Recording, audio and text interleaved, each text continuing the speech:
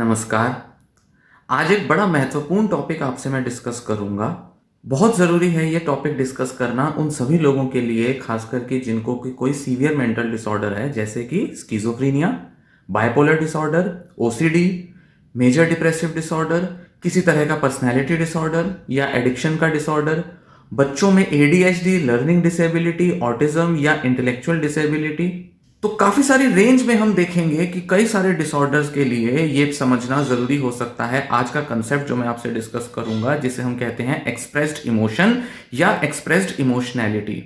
Chronic disorders जो कि लंबे समय से पेशेंट और उसकी फैमिली मेंबर्स फेस कर रहे हैं, या थोड़े टाइम से भी अगर कोई साइकेट्रिक डिसऑर्डर है, हो सकता है उसका ऑनसेट जो है वो भी रिसेंट ही रहा हो, पर फिर भी यह बिहेवियर्स और ये कॉन्सेप्ट जो है देखने में आ सकता है। तो जो मैं टॉपिक पर बात करूंगा वो होगा एक्सप्रेस्ड इमोशनैलिटी। मतलब है एक्सप्रेस्ड इमोशनैलिटी का कि फैमिली मेंबर्स के द्वारा पेशेंट को नेगेटिव कमेंट्स और नेगेटिव इमोशंस का एक्सप्रेशन दिया जाना। मतलब कि फैमिली एनवायरनमेंट में फैमिली मेंबर्स में एक नेगेटिविटी होना पेशेंट के प्रति, या कहें कि पेशेंट के खिलाफ। पेशेंट की जो बीमारी है, पेशेंट की जो जैसे प्रॉब्लम हो सकती है, स्किज़ोफ्रेनिया, ओसीडी, बाइपोलर डिसऑर्डर, उसके प्रति फैमिली मेंबर्स के अंदर बड़ी ही नेगेटिविटी होना, नेगेटिव इमोशंस का एक्सप्रेस किया जाना और नेगेटिव कमेंट्स और नेगेटिव व्यवहार का एक्सप्रेस होना। ये जो फैमिली मेंबर्स का जो नेगेटिविटी होती है, उसकी एक्सप्रेशन जो होती है, उसे कहा जाता है साइकेट्रिक फील्ड में, साइकोलॉजी की फील्ड में एक्सप्रेस्ड इमोशन या एक्सप्रेस्ड इमोशनैलिटी।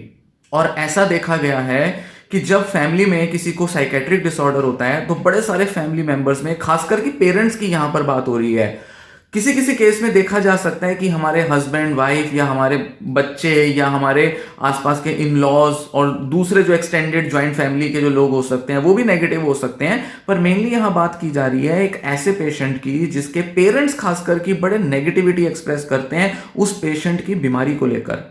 या तो दोनों पेरेंट्स या कोई एक पेरेंट, आमतौर पर मदर होती हैं या फादर भी हो सकते हैं।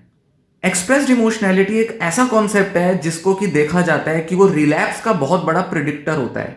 मतलब मान लीजिए कि एक पेशेंट को साइकोटिक एपिसोड हुआ, डिल्यूजन हेलुसिनेशन का एपिसोड हुआ, और दवाओं से कंट्रोल हो गया और धीरे धीरे चला गया। मान लीजिए 2 4 6 महीने में वो सबसाइड कर गया और पेशेंट जो है वो रेमिशन में चला गया। मतलब ऑलमोस्ट पेशेंट के अंदर सारे सिम्टम्स खत्म हो गए।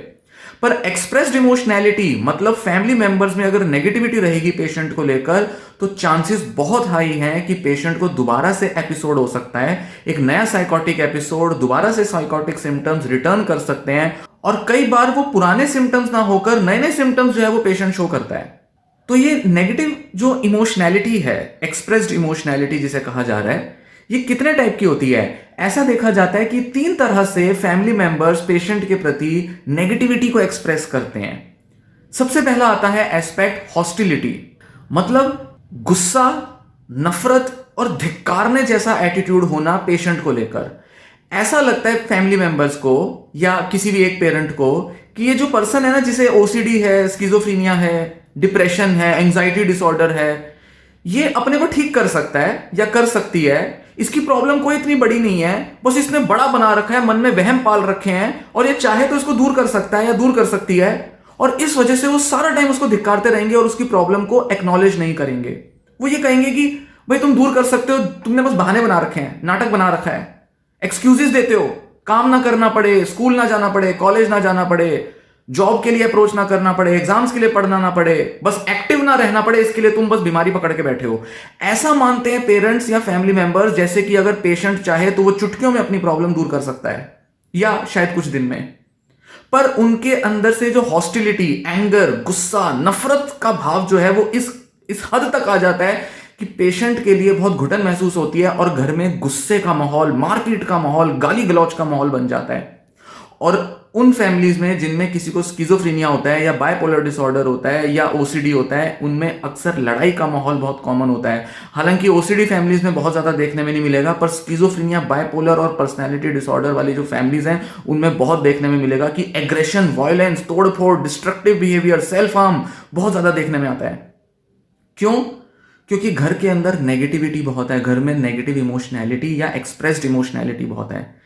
ध्यान दें, एक्सप्रेस्ड इमोशनैलिटी का मतलब ये नहीं है इमोशंस की एक्सप्रेशन हो रही है।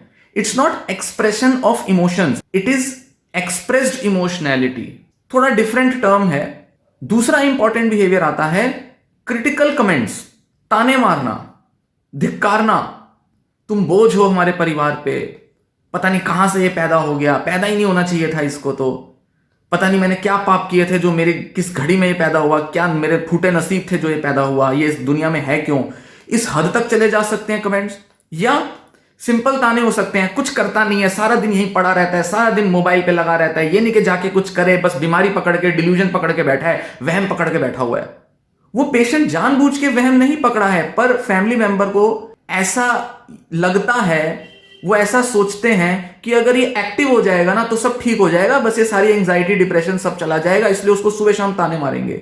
सुबह उठते ही नेगेटिव से, गंदे से नजर से देखेंगे, आसपास जब भी उसको देखेंगे हमेशा उसको घूर घूर के, हमेशा उसको बड़े नेगेटिविटी के साथ देखेंगे और हमेशा अपने अंदर और पेशेंट के अंदर एक नेगेटिविटी का स्प्रेड करेंगे।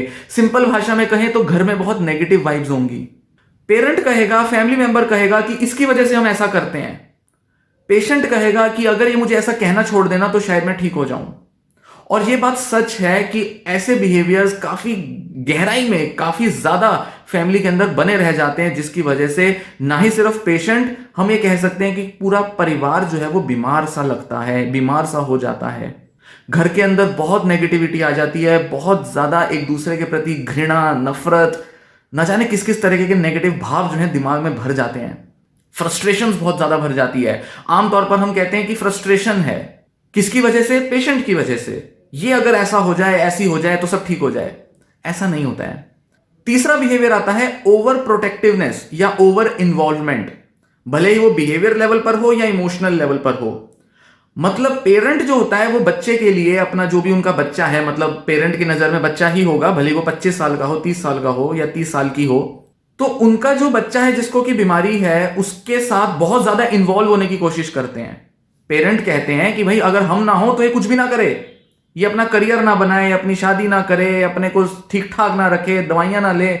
तो पेरेंट क्या करता है, वो बहुत ज्यादा ओवर प्रोटेक्टिव होता है, जिसे कहा जाता है कि हम तुमसे प्यार करते हैं, तुम हमारे बच्चे हो इसलिए हम ये सब करते हैं तुम्हारे लिए। पर ये ओवर इन्वॉल्वमेंट इंट्रूसिव नेचर की हो जाती है। मतलब पेशेंट की डेली लाइफ में, उसकी डेली एक्टिविटीज में जरूरत से ज्यादा इंट्रूड करते हैं, इंटरफेयर करते हैं, उसको बहुत ज्यादा कंट्रोल करने की कोशिश करता है एक पेरेंट या दोनों पेरेंट्स या पूरे फैमिली मेंबर्स। और इस तरह से पेशेंट की लाइफ को कंट्रोल करके रखते हैं, जैसे कि उसकी सारी एक्टिविटीज जो है वो बस पेरेंट के अकॉर्डिंग हो रही है, फैमिली मेंबर्स के अकॉर्डिंग चलनी चाहिए। तो वो क्या करेंगे, बहुत ज्यादा उसके एक्टिविटीज को डिसाइड करेंगे, अब ये करो, अब वो करो, ये मत करो, वो मत करो। साथ ही साथ बहुत ज्यादा प्यार भी दिखाएंगे, बहुत ज्यादा लाड प्यार करेंगे, उसको घर से बाहर नहीं निकलने देंगे, कोई काम उसको खुद नहीं करने देंगे, इंडिपेंडेंट नहीं बनाएंगे उसको। कहेंगे कि हम इसको इंडिपेंडेंट बनाना चाहते हैं, पर सारा टाइम उसके आगे पीछे हमेशा मौजूदगी अपनी बनाए रखेंगे। जिसे एक आमतौर पे आपने देखा होगा, एक कॉन्सेप्ट है हेलीकॉप्टर पेरेंट। तो एक तरीके का हेलीकॉप्टर पेरेंट, हेलीकॉप्टर मतलब जो हमेशा मंडराता रहता है, हमेशा पेशेंट के आगे पीछे घूमता रहता है, हेलीकॉप्टर की तरह। तो इस तरह से पेरेंट जो होता है वो बहुत ज्यादा इमोशनली ओवर इन्वॉल्व्ड रहता है पेशेंट की लाइफ में, या कोई भी फैमिली मेंबर हो सकता है। यहां पर बात सिर्फ पेरेंट की नहीं आ रही, यहां पर बात आ रही है सिग्निफिकेंट केयर गिवर की। केयर गिवर मतलब जो ध्यान देता है, जो देखरेख करता है पेशेंट की, जिसके ऊपर सोशल, इमोशनल और फैमिली रिस्पॉन्सिबिलिटी है कि मुझे पेशेंट की देखरेख करनी है, मुझे इसका लालन पालन करना है, मुझे इसकी केयर करनी है, इसके ट्रीटमेंट की, इसकी डेली एक्टिविटीज पर ध्यान देना है, इसको सुधार करना है, इसके इलाज में कुछ कंट्रीब्यूट करना है, मेरी जिम्मेदारी है। तो वो कोई भी हो सकता है, घर का व्यक्ति, हस्बैंड भी हो सकता है, वाइफ भी हो सकती है, बच्चे भी हो सकते हैं जो अपने माँ बाप का ध्यान रख रहे हैं, कोई भी हो सकता है। पर ज्यादातर क्योंकि जो मानसिक बीमारियां हैं जैसे बाइपोलर, स्किज़ोफ्रेनिया, ये यंग एज में डेवलप हो जाती हैं, जहां पर पेरेंट का रोल, पेरेंट की रिस्पॉन्सिबिलिटी, पेरेंट की इन्वॉल्वमेंट बहुत ज्यादा होती है, उनकी प्रेजेंस का इंपैक्ट ज्यादा होता है, इसलिए मैं पेरेंट को ज्यादा यहां पर रेफर कर रहा हूं। ये कोई भी फैमिली मेंबर हो सकता है। तो इमोशनल ओवर इन्वॉल्वमेंट में क्या होता है कि पेरेंट जो है वो अपने बच्चे पर या फैमिली मेंबर जो है वो पेशेंट पर भरोसा नहीं रखता। उसको लगता है कि ये अपनी लाइफ में कुछ नहीं कर पाएगा अगर हम नहीं होंगे। तो वो बहुत ओवर केयरिंग हो जाते हैं, और इसी ओवर केयरिंग की वजह से वो कहते हैं कि हम तुमसे बड़ा प्यार करते हैं, हम तुम्हारा अच्छा चाहते हैं, इसलिए तुम्हारे साथ हमेशा ये सब करते रहते हैं, अगर हम ना हो तो तुम लाइफ में कुछ नहीं कर पाओगे, इसलिए हमारा ऐसा करना जरूरी है। तो वो जस्टिफिकेशन देते हैं अपने बिहेवियर के लिए, पर बाउंड्रीज क्रॉस हो जाती हैं। मतलब पेरेंट नहीं देख पाता कि किस हद तक, कितना ज्यादा वो पेशेंट की लाइफ में इन्वॉल्व हो रहा है, कि पेशेंट के अंदर अपनी ताकत, अपना सेल्फ कॉन्फिडेंस खत्म हो रहा है। पेशेंट माँ बाप पर, फैमिली मेंबर्स पर डिपेंडेंट हो जाता है और इसी डिपेंडेंस को वो कभी दूर नहीं कर पाता और इस वजह से वो कभी अपने काम खुद नहीं कर पाता, क्योंकि पेरेंट या फैमिली मेंबर हमेशा उसके काम करने के लिए उसके आगे पीछे घूमता रहता है। सो एक साइकिल सा बना रहता है, एक टू वे प्रोसेस बना रहता है हमेशा, कि पेशेंट इंडिपेंडेंट नहीं हो पा रहा क्योंकि फैमिली मेंबर जो है उसके साथ ओवर इन्वॉल्व हो रहा है, और फैमिली मेंबर इसलिए ओवर इन्वॉल्व हो रहा है क्योंकि पेशेंट जो है वो इंडिपेंडेंट नहीं है। तो दोनों अपनी जस्टिफिकेशंस देते हैं और ज्यादातर ऐसा देखा जाता है कि पेशेंट जो है अगर उसको अपने हाल पे छोड़ भी दिया जाए तो सच में ऐसा दिखाई देगा कि वो कुछ कर नहीं पा रहा, अपनी लाइफ को लीड नहीं कर पा रहा, वो अपने को संभाल नहीं सकता, अपना इलाज भी नहीं ध्यान देगा उस पर भी, अपनी डे टू डे एक्टिविटीज पर भी ध्यान नहीं देगा। क्यों? क्योंकि इतने सालों से उसको बीमारी रही है, इस बीमारी के रहते वो इतना रिसोर्सलेस हो चुका है, इतना हेल्पलेस हो चुका है कि अब उसको कॉन्फिडेंस ही नहीं है खुद पर, अब उसको पता ही नहीं है कि मुझे क्या करना है, कैसे करना है। उस पेशेंट में अपनी प्रॉब्लम्स को सॉल्व करने की ताकत ही नहीं रह जाती। तो ये जो पूरा जो प्रॉब्लम है ना नेगेटिविटी का, ये एक साइकिल की तरह है। कहीं से भी इसको रिजॉल्व करने की कोशिश करोगे फिर देखोगे कि एक साइकिल सा बन रहा है, एक कुचक्र सा बना रहता है। जितना आप चाहोगे इसको खोलो, जितना चाहोगे आप इसको ढील दो, उतना ज्यादा आप देखोगे कि नेगेटिविटी किसी ना किसी तौर पे इधर उधर किसी ना किसी रास्ते से एंटर कर ही जाएगी पेशेंट और उसकी फैमिली की लाइफ में। तो ऐसे में क्या होता है, ये जो मैंने सारे एक्सप्रेस्ड इमोशनैलिटी वाले जो फैक्टर्स बताए, हॉस्टिलिटी, क्रिटिकल कमेंट्स, इमोशनल या बिहेवियरल ओवर इन्वॉल्वमेंट, पेरेंट या फैमिली मेंबर जो है वो पेशेंट की प्रॉब्लम को समझ नहीं पा रहा, उसके जो बिहेवियर्स हैं उसको उसकी बीमारी से रिलेट नहीं कर पा रहा, एसोसिएट नहीं कर पा रहा कि ये बीमारी में जो बिहेवियर्स हैं वो इस तरह के आते ही हैं। डिल्यूजनल पेशेंट होता ही है, ओसीडी के अंदर जरूरत से ज्यादा उसकी जो रिपीटेटिवनेस और उसकी जो कंपल्जन है वो हो ही जाती है। डिप्रेशन के अंदर पेशेंट जो है वो ना चाहते हुए भी मजबूरन वो कुछ काम नहीं कर पाता, अपना मूड अच्छा नहीं रख पाता, अपनी एक्टिविटी लेवल्स और अपनी जो डे टू डे एक्टिविटीज हैं उसको मैनेज नहीं कर पाता। एंजाइटी की वजह से पेशेंट के अंदर कॉन्फिडेंस नहीं है और उसको हर बार हमेशा गिव अप करना पड़ता है अपने अलग अलग लाइफ के टास्क में। पेरेंट या फैमिली मेंबर ये समझता नहीं है, कम्युनिकेशन प्रॉपर नहीं होती, एक दूसरे की अंडरस्टैंडिंग नहीं होती। पेरेंट ऐसा सोचता है कि मेरा काम है इसके ऊपर ध्यान देना, इसको कंट्रोल करना, और वो कभी उसकी ना प्रॉब्लम को समझ पाता है और ना उसको एम्पैथी देते हुए कभी पेशेंट के माइंडसेट को समझ के कभी उस अपने बिहेवियर में बदलाव नहीं ला पाता पेरेंट। तो यहां वो बोलता ज्यादा है, इंस्ट्रक्शन ज्यादा देता है, पर पेशेंट को सुनता कम है या पेशेंट की प्रॉब्लम पर ध्यान कम देता है। अनफॉर्चुनेटली, दुर्भाग्यवश, इन सभी अलग अलग एस्पेक्ट्स की वजह से, ये जो एक्सप्रेस्ड इमोशनैलिटी के मैंने बताए, पेशेंट जो है उसका रिलैप्स हो जाता है। पेशेंट प्रॉपर रिकवरी नहीं दिखा पाता, पेशेंट की दवाओं पर डिपेंडेंस और भी ज्यादा बनी रह जाती है। पेशेंट इनफैक्ट दवाओं से भी कई बार रिकवर नहीं कर पाता क्योंकि फैमिली का इतना नेगेटिव एनवायरनमेंट होता है। पेशेंट अपनी लाइफ में इंडिपेंडेंट नहीं हो पाता, अपनी नई स्किल्स नहीं सीख पाता क्योंकि एक्सप्रेस्ड इमोशनैलिटी बहुत ज्यादा है घर में। तो ऐसे में क्या किया जाए, ऐसे में क्या चीज सजेस्ट की जाती है? दो चीजें सबसे ज्यादा इंपॉर्टेंट हैं। पहला, साइको एजुकेशन। पेशेंट की प्रॉब्लम के बारे में, पेशेंट की बीमारी के बारे में पूरे घर को सही ज्ञान होना चाहिए, सही नॉलेज और इंफॉर्मेशन होनी चाहिए, जिसे हम कहते हैं साइको एजुकेशन, जो कि काउंसलर, साइकोलॉजिस्ट, या अगर हम सीधे तौर पे कहें तो कौन सा प्रोफेशनल है जो ये प्रोवाइड करता है? Clinical psychologist. किसी किसी केस में साइकेट्रिस्ट भी कर देते हैं, और कई अच्छे साइकाइट्रिस्ट हैं जो पेशेंट की फैमिली मेंबर्स को भी गाइड करते हैं, पेशेंट को भी गाइड करते हैं। पर ज्यादातर साइकाइट्रिस्ट बस दवा लिख के bye bye tata, next time आना, दवा लेते रहो, 1 महीना 2 महीने बाद मिलना, ऐसा उनका बिहेवियर रहता है। तो काफी हद तक साइकाइट्रिस्ट नहीं इस चीज की अवेयरनेस देते फैमिली मेंबर्स को कि एक्सप्रेस्ड इमोशनैलिटी को कंट्रोल करने की कितनी ज्यादा जरूरत है, नहीं तो रिलैप्स होगा और सारा का सारा जिम्मा पेशेंट पे चला जाएगा। ये दवा नहीं लेता, ये नहीं करती, ये नहीं होता, वो नहीं होता, नहीं तो ठीक हो जाए बिल्कुल। और कहीं ना कहीं इस पूरी अज्ञानता में डॉक्टरों की भी कंट्रीब्यूशन है। फिलहाल मैं डॉक्टरों पर नहीं जाऊंगा क्योंकि उसके कई कॉन्ट्राडिक्टरी एस्पेक्ट्स आएंगे जिसको मुझे अलग से पूरा एक्सप्लेन करना पड़ेगा। फिलहाल हम बात कर रहे हैं पेरेंट्स और फैमिली मेंबर्स की। तो होगा क्या? पहली चीज, साइको एजुकेशन। सारी फैमिली को पेशेंट की बीमारी के बारे में प्रॉपरली एजुकेट होना जरूरी है। सारी फैमिली को, छोटे से बड़ा, हर टाइप का बंदा, उसको समझना जरूरी है कि पेशेंट की प्रॉब्लम और बीमारी किस तरह की है। अपने अपने तरीके से जैसे समझ सकते हैं सबको समझना जरूरी है। कोई पढ़ के समझ सकता है, कोई बात करके समझ सकता है, कोई वीडियो देख के समझ सकता है, जैसे भी समझे, पर समझें जरूर। डॉक्टर से बात करें, साइकोलॉजिस्ट से बात करें इस बारे में, प्रॉब्लम को जाने पहले, ताकि आप पेशेंट के बिहेवियर्स को ज्यादा बेहतर तरीके से समझ पाएं और अपनी रिएक्शन, अपना रिस्पॉन्स बेटर तरीके से दे पाएं, नेगेटिविटी को कम कर पाएं। दूसरी चीज जो सबसे ज्यादा इंपॉर्टेंट है, फैमिली थेरेपी। वेस्टर्न कंट्रीज में, यूएस या यूरोप की अगर हम बात करें, फैमिली थेरेपी के अंदर ग्रोथ हुई ही इस वजह से क्योंकि expressed emotionality, family communication problems जो थी वो बहुत ज्यादा देखने में आती थी, खासकर कि स्किज़ोफ्रेनिया की फैमिलीज में। मतलब किसी पेशेंट को स्किज़ोफ्रेनिया है, उसकी फैमिली में अक्सर देखा जाता है कि बहुत नेगेटिव कम्युनिकेशन स्टाइल्स होते हैं। बाइपोलर डिसऑर्डर और दूसरी कई सारी सीवियर साइकेट्रिक प्रॉब्लम्स हैं जिसमें देखा जाता है कि फैमिली में बहुत नेगेटिव कम्युनिकेशन स्टाइल्स हैं, एक दूसरे को समझते नहीं है, सब अपनी दुनिया में है, एक दूसरे को नेगेटिविटी बस दिए जा रहे हैं। पेशेंट फैमिली मेंबर्स को दे रहा है, फैमिली मेंबर्स पेशेंट्स को दे रहे हैं। तो ये जो फैमिली थेरेपी है ये इवॉल्व ही हुई है उन फैमिलीज की वजह से जहां पर बहुत dysfunctional family styles, communication styles होते थे। फैमिली थेरेपी साइकेट्रिक पेशेंट की फैमिली को बहुत जरूरी है देना, सबके बिहेवियर में थोड़ा थोड़ा चेंज आए। 2-4 लोग हैं फैमिली में तो बहुत अच्छा है, ज्यादा लोग हैं सबको बदलने की जरूरत नहीं है भाई। 20 लोग हैं फैमिली में, सब थोड़ी ना अपना बर्ताव बदलेंगे।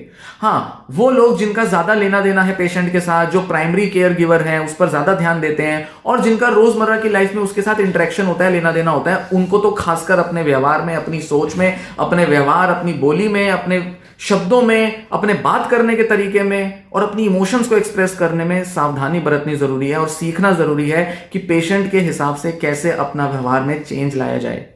और family counselling, family therapy India में एक क्लिनिकल साइकोलॉजिस्ट ही देता है। हालांकि बहुत से क्लिनिकल साइकोलॉजिस्ट इतने एफिशिएंट, इतने एक्सपीरियंस्ड नहीं होते फैमिली थेरेपी देने में, पर बेसिक लेवल की जो काउंसलिंग चाहिए वो तो सारे क्लिनिकल साइकोलॉजिस्ट दे ही देते हैं, आराम से दे देते हैं। तो फैमिली में जो लोग हैं, भाई बहन, मम्मी पापा, हस्बैंड वाइफ, जो भी लोग हैं, उनको आपस में काउंसलिंग लेनी होगी, थेरेपी लेनी होगी कि वो अपने बर्ताव में कैसे चेंज लाएं ताकि पेशेंट के ऊपर बहुत प्रेशर ना जाए और पेशेंट जो है वो रिकवरी के लिए खुद अपनी जिम्मेदारी ले पाए, इंडिपेंडेंट बन पाए, सिर्फ दवाइयों पर निर्भर ना रहे और अपने अंदर इंसाइट को बेटर कर पाए, समझ पाए कि उसकी बीमारी क्या है, कैसे उसकी जिम्मेदारी लेनी है, कैसे वो खुद मैनेज कर सकता है। और उसकी लाइफ में रिकवरी के लिए 2 एपिसोड्स के बीच में एक्सप्रेस्ड इमोशनैलिटी को मैनेज करना सबसे ज्यादा जरूरी है। क्यों? क्योंकि उसका रिलैप्स होता ही इसलिए है ज्यादातर केसेस में क्योंकि एक्सप्रेस्ड इमोशनैलिटी बहुत ज्यादा है।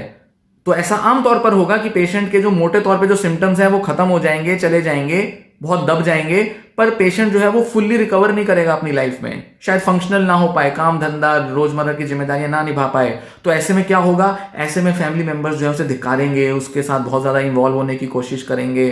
तो पेशेंट की खुद की जो स्ट्रेंथ है वो कभी बाहर नहीं निकल पाएगी। ऐसे में धीरे धीरे वो प्रेशर में आता रहेगा, परेशान रहेगा, गुस्सा करेगा, फ्रस्ट्रेशन में आएगा और उसका दोबारा एक नया एपिसोड ट्रिगर हो जाएगा। तो ऐसे में ये सारे जो फैमिली डायनामिक्स हैं इनको कंट्रोल करना, इनको कम करना बहुत जरूरी है ताकि पेशेंट का भला किया जा सके और दवाओं के अलावा उसका फैमिली एनवायरनमेंट अगर बेटर होगा, पॉजिटिविटी आएगी तो उसकी रिकवरी में, उसके रिलैप्स को रोकने में बहुत हेल्प मिलेगी।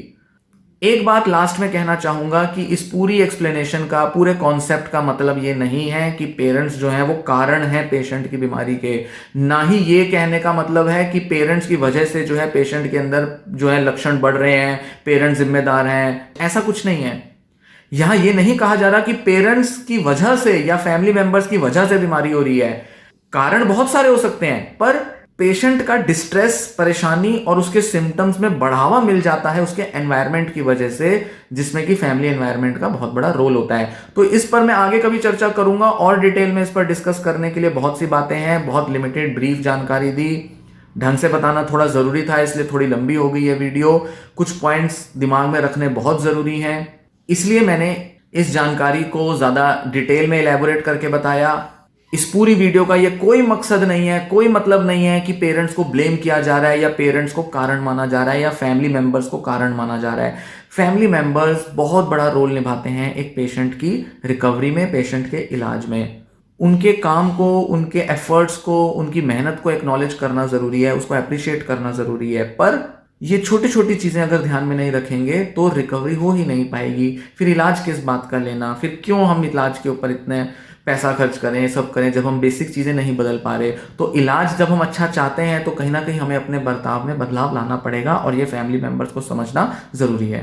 इस बारे में मैं और चर्चा करूँगा, और ज़्यादा डिटेल में बात करूँगा कि कौन कौन से पहलू हैं जिन पर ध्यान देना ज़रूरी है, क्या बदलाव लाए जा सकते हैं जिससे कि एक्सप्रेस्ड इमोशनैलिटी कम हो, फैमिली एनवायरनमेंट बेटर हो, नेगेटिविटी कम हो परिवार से, पॉजिटिविटी बढ़े और सारे फैमिली मेम्बर्स अपनी अपनी जिम्मेदारी निभाएं पेशेंट की रिकवरी में। पेशेंट को बोझ ना समझें, पेशेंट को धिक्कारें ना और पेशेंट को उसकी बीमारी के लिए दोष ना दें। तो अगर ये वीडियो पसंद आई हो, वीडियो से कुछ नया जानने को मिला हो, वीडियो से कुछ नई इंसाइट आई हो, तो वीडियो को लाइक करें। कुछ बातें ऐसी होंगी जो शायद एक्सेप्टेबल नहीं होंगी, कुछ बातों को सुन के लगा होगा ये तो कोई कड़वी सच्चाई है, ये कैसे बोला जा सकता है, ऐसा कैसे सोचा जा सकता है। बहुत सी बातें हैं समझने की, इसलिए पेशेंस के साथ समझें। अगर रिसर्च करना चाहते हैं, गूगल पे जाके इस टॉपिक पर रिसर्च करें, पढ़ें इसके बारे में और जानें इसके बारे में, डॉक्टर से बात करें। मैं भी आगे डिस्कस करूंगा ये टॉपिक। ये पहली बार मैंने ये वीडियो बनाई है इस टॉपिक पर। बड़े समय से मेरा मन था इस पर एक वीडियो बनाने का, जो आज मौका मिला। आज एक दो फैमिलीज के साथ मैंने थोड़ा इंटरेक्ट किया और देखा कि एक्सप्रेस्ड इमोशनैलिटी बहुत बहुत एक्सट्रीम लेवल पर थी उनके पूरे परिवार में। बहुत नेगेटिविटी थी जिस वजह से पेशेंट जो है बार बार दवाइयां ले रहा है, हॉस्पिटलाइज हो रहा है। तो कई बार कुछ ऐसे पेशेंट से मिलता हूं जो मोटिवेट कर देते हैं कि अब तो इस टॉपिक पर बनाना ही बनाना है कोई वीडियो। पर जब एक्सट्रीम केसेस देखने में आते हैं तो ज़रूरी होता है कि उसके बारे में और अवेयरनेस फैलाई जाए और समझाया जाए, देखा जाए कि क्या प्रॉब्लम है। तो ऐसे ही कुछ टॉपिक्स को समझें और जानें और इसको हील करें, इसको ट्रीट करें, बजाय कि दोषारोपण करने के कि तुम जिम्मेदार हो, तुम्हारी वजह से है, तुम्हारी वजह से है। ऐसा नहीं तो पेशेंट भी कहता रहेगा कि मैं अपनी माँ बाप की वजह से मेरी सारी प्रॉब्लम्स हैं। और ज्यादातर जो फैमिलीज जिनमें किसी को स्किज़ोफ्रेनिया बाइपोलर होता है, उसमें पेशेंट अक्सर जिंदगी भर अपने माँ बाप में से किसी एक व्यक्ति को बार बार दोष देता रहता है, इनकी वजह से मेरी लाइफ में ये हो गया, इनकी वजह से मैं ग्रो नहीं कर पाया, मेरी सारी प्रॉब्लम्स इनकी वजह से है। पेशेंट भी अपनी सारी नेगेटिविटी किसी एक पेरेंट पर निकालता है, और खासकर वो प्राइमरी केयर गिवर होता है, मदर फादर कोई भी हो सकता है, जो ज्यादा ध्यान देता है, ज्यादा पेशेंट के आगे पीछे हमेशा घूमता है, ओवर प्रोटेक्टिव पेरेंट होता है। तो ये नेगेटिविटी टू वे चलती है, इधर से इधर आ रही है तो इधर से इधर भी जा रही है, पेशेंट से फैमिली मेंबर्स में जा रही है, फैमिली मेंबर से पेशेंट में आ रही है, दोनों तरफ रहता है। पर हम ये नहीं कह सकते कि पेशेंट चेंज हो जाए, वो बदल ले अपने को तो सब ठीक हो जाएगा, सब बेटर हो जाएगा। नहीं, इसीलिए वीडियो बनाया, इसीलिए इस कॉन्सेप्ट के बारे में आपसे चर्चा की। आगे कभी फ्यूचर में और चर्चा करूंगा। इस वीडियो को शेयर करें ऐसे लोगों के साथ, ऐसे फैमिली मेंबर्स या किसी रिलेटिव या फ्रेंड के साथ जिसके लिए ये जानकारी बहुत यूजफुल हो सकती है। शायद ही आपको यूट्यूब पर इस टॉपिक के बारे में कोई दूसरा यूट्यूबर या कोई दूसरा साइकोलॉजिस्ट, डॉक्टर आपको इस बारे में बात करता हुआ मिलेगा। इसलिए बहुत यूजफुल है इन्फॉर्मेशन, जाने समझें और दूसरों में ये जानकारी फैलाएं। अनफॉर्चुनेट बात है पर ज्यादातर डॉक्टर्स बात नहीं करते इस टॉपिक के बारे में। तो अगर आपने चैनल सब्सक्राइब नहीं किया है तो चैनल भी सब्सक्राइब करें। ऐसी बहुत सी चीजें हैं जो जाननी जरूरी है जिससे कि साइकेट्रिक डिसऑर्डर्स को मैनेज किया जा सकता है। सिर्फ दवा या सिर्फ एक दो चीजों के बारे में जान लेने से काम नहीं बनता, रिकवरी नहीं होगी, और भी चीजें जाननी जरूरी हैं। तो चैनल सब्सक्राइब जरूर करें। धन्यवाद।